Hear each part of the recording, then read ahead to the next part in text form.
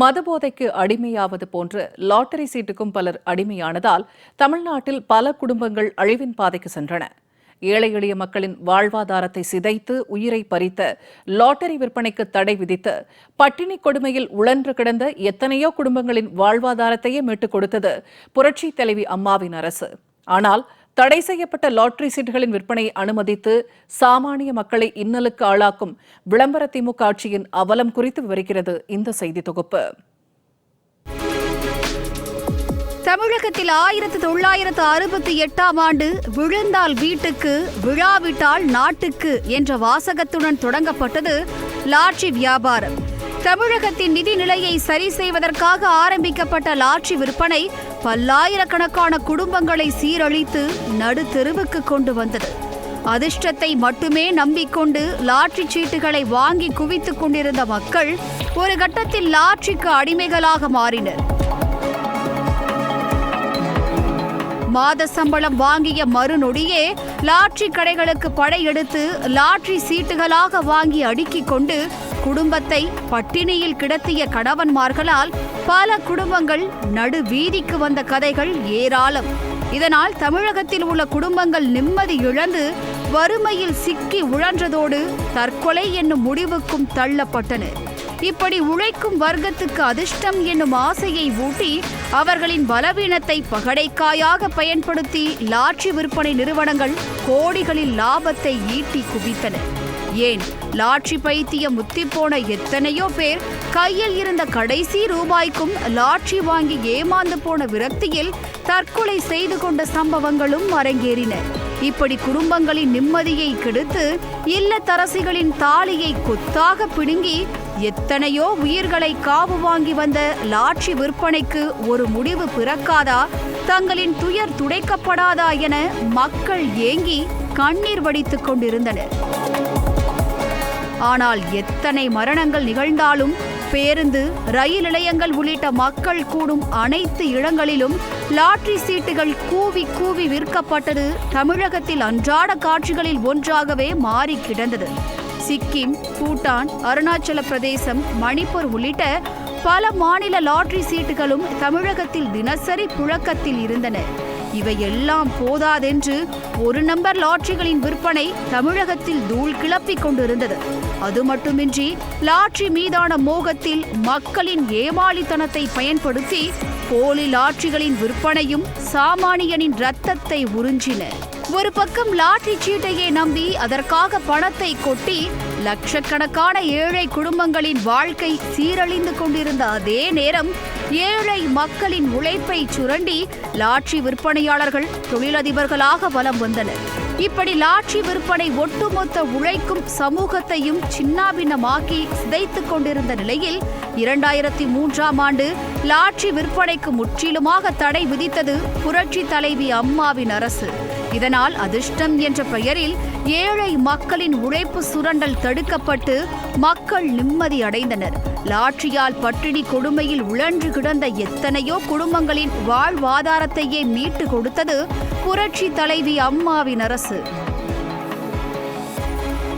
நிதிநிலையை சரி செய்கிறோம் என்ற பெயரில் பொதுமக்களை கண்ணீர் கடலில் தள்ளியே லாட்டரி விற்பனை தமிழகத்தில் கொண்டு வரப்பட்ட நிலையில் அதை பற்றியெல்லாம் கொஞ்சமும் கவலை கொள்ளாமல் மக்களின் கண்ணீரை துடைப்பதை மட்டுமே நோக்கமாக கொண்டு லாட்டரிக்கு முற்றிலும் தடை என்னும் புரட்சிகர உத்தரவை பிறப்பித்தது புரட்சி தலைவி அம்மாவின் அரசு. ஆனால் தற்போதைய திமுக ஆட்சியிலோ தடை செய்யப்பட்ட வெளிமாநில லாட்டரி சீட்டுகளின் விற்பனை தமிழகத்தில் அமோகமாக கொடிகட்டி பறக்கிறது. வாட்ஸ்அப், முகநூல் உள்ளிட்ட சமூக வலைதளங்கள் மூலம் நவீன முறையில் ஒரு நம்பர் லாட்டரி சீட்டுகளை A, B, C என 3 ரகமாக பிரித்து விற்பனை படு ஜோராக நடந்து வருகிறது.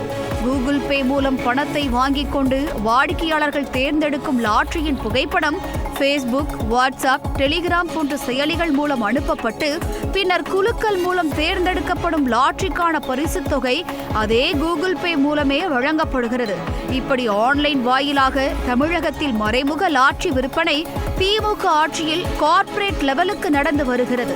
நாமக்கல் மாவட்டத்தை பொறுத்த வரைக்கும் கள்ள லாட்டரி, தமிழக அரசால் தடை செய்யப்பட்ட கள்ள லாட்டரிகள் அதே போல இந்த கையில் எழுதி கொடுக்குற, அதாவது போலி லாட்டரி கூட சொல்ல முடியாது, அது ஒரு மோசடியான லாட்டரிகளை விற்பனை என்பது தொடர்ச்சியா நடந்துகிட்டு இருக்கு. அத்தனை குழுக்களும் திருச்செங்கோடு லாரி பாட்டறையில வேலை செய்யக்கூடிய பாடிக்கு பில்டர் செய்யக்கூடிய அந்த தொழிலாளர்களை குறிவைத்துதான் முழுமையாக திருச்செங்கோடு பகுதியிலையும் நடத்துறாங்க. அவங்க பேரு அடையாளம் சொன்னா விரல் விட்டு எண்ண முடியாத அளவுக்கு திருச்செங்கோடு பகுதியில் இருக்கு. ஆனா இதையெல்லாம் கட்டுப்படுத்த இங்க இருக்க லோக்கல்ல இருக்க காவல்துறை தயாராக இல்லை என்பதுதான் நம்முடைய வருத்தமாக இருக்கிறது. இந்த லாட்டரியை முழுமையாக நாமக்கல் மாவட்டத்தை கட்டுப்படுத்தணும்னு நாங்க கேட்டுக்கிறோம். அது மட்டுமா, டீ கடை, பெட்டிக்கடை என்ற பெயரில் 3 சீட்டு லாட்டரியின் விற்பனையும் தங்கு தடையின்றி நடந்து வருகிறது. இது எப்படி செயல்படுகிறது தெரியுமா? A, B, C என்று 3 வரிசைகளில் போர்டுகள் இருக்கும். ஒவ்வொரு வரிசையிலும் 1 முதல் 0 வரை எண்கள் மாறி மாறி எழுதப்பட்டிருக்கும். ஒவ்வொரு வரிசையிலும் தலா ஒரு நம்பரை கணித்து சொல்லி பணம் கட்டப்படும். காலையில் பணம் கட்டிவிட்டால் மாலை 3 மணிக்கு கேரள லாட்டரிக்கான ரிசல்ட்டும், இரவு 7 மணிக்கு பூட்டான் லாட்டரி ரிசல்ட்டும் இணையதளத்தில் வந்துவிடும். ரிசல்ட்டில் மொத்தமாக 3 நம்பர் வரும். A, B, C வரிசைகளில் யாரேனும் ஒருவர் கணித்த 3 நம்பரும் ஒரே வரிசையில் விழுந்திருந்தால் 20,000 முதல் 25,000 வரை பரிசு தொகை கிடைக்கும். ஆனால் 3 நம்பரையும் ஒரே வரிசையில் கணித்து பரிசு விழுவது என்பது குதிரை கொம்புதான். இதனால் இன்றைக்கும் பல குடும்பங்கள் நடு தெருவுக்கு வந்துள்ளன. கடந்த 2003 வருஷம் அதிமுக ஆட்சி காலகட்டத்தில் லாட்டரி சீட்டுக்கு தடை விதிக்கப்பட்டிருந்தது. அந்த தடை அமலில் இருந்து வரும் நிலையில் கடந்த சில வருடங்களாக தமிழகத்திலே லாட்டரி விற்பனை, தடை செய்யப்பட்ட சட்டவிரோத லாட்டரி விற்பனை தொடர்ந்து நடைபெற்று வருகிறது. இதற்கு காரணம் குறிப்பாக இது கூலி தொழிலாளர்களை மையமாக வைத்து, கூலி தொழிலாளர்கள் வசிப்பிடத்தை நோக்கி இவர்கள் இலக்காக்கி இந்த மாதிரி சோக்களை நடத்தி மக்களினுடைய அந்த கூலி தொழிலாளர்களுடைய வருமானத்தை சுவாகா செய்து விடுகிறார்கள். ஏழை எளிய மக்களினுடைய வாழ்வாதாரம் காக்கப்படும், அவர்கள் உயிரோடு இருப்பதற்கு இது மிகப்பெரிய அச்சுறுத்தலாக இருக்கிறது. இந்த லாட்டரி விற்பனை, பல தற்கொலைகள் இருக்கிறது இந்த லாட்டரியினால, பல குடும்பங்கள் சீரழிந்து இருக்கிறது. இதை காக்கணும்னு சொன்னா இது முற்றிலும் வேரடி மண்ணுமோடு ஒழிக்கப்பட வேண்டிய ஒன்று. ஆகவே காலம் தாழ்த்தாமல் தமிழக அரசும் தமிழக முதலமைச்சரும் நடவடிக்கை மேற்கொள்ள வேண்டும் என கேட்டுக்கொள்கிறேன். இப்படி சென்னை உள்பட தமிழகம் முழுவதும் தரிகட்டு நடந்து கொண்டிருக்கும் 3 சீட்டு லாட்டரி விற்பனைக்கு காவல்துறை பக்கபலமாக இருப்பதாகவும் குற்றச்சாட்டு முன்வைக்கப்படுகிறது. ஏன், சென்னைக்கு உட்பட்ட பகுதிகளிலேயே வணிக வளாகங்களில் பிரம்மாண்ட அலுவலகம் அமைத்து பிரிண்டிங் மிஷின் உள்ளிட்ட சகல வசதிகளோடு லக்கி டிரா என்ற பெயரில் லாட்டரி விற்பனை களை கட்டி வருகிறது. நாள் ஒன்றுக்கு 10 லட்சம் ரூபாய் வரை கல்லா கட்டுவதாகவும், குறிப்பாக கூலி வேலைக்கு செல்பவர்கள், ஆட்டோ ஓட்டுநர், கட்டிட தொழிலாளர்கள், தினக்கூலிக்கு செல்பவர்கள், சிறு கடை நடத்தி வருபவர்களே இந்த லாட்டரிகளுக்கு அடிமைகளாகி பணத்தை இழப்பதாகவும் குற்றச்சாட்டு எழுகிறது. திமுக ஆட்சியில் தமிழகத்தின் இண்டு இடுக்கெல்லாம் லாட்டரி விற்பனை கொடிகட்டி பறப்பதாகவும், மக்கள் வாழ்க்கையை தொலைப்பதாகவும் தொடர்ந்து குற்றச்சாட்டுகள் முன்வைக்கப்பட்டு வரும் நிலையில் அதை தடுக்க வேண்டிய பொறுப்பை கொண்ட அரசோ ஆங்காங்கே ரோட் ஷோ நடத்தி கொண்டு தேர்தல் அரசியலுக்காக விளம்பரம் தேடி வருகிறது.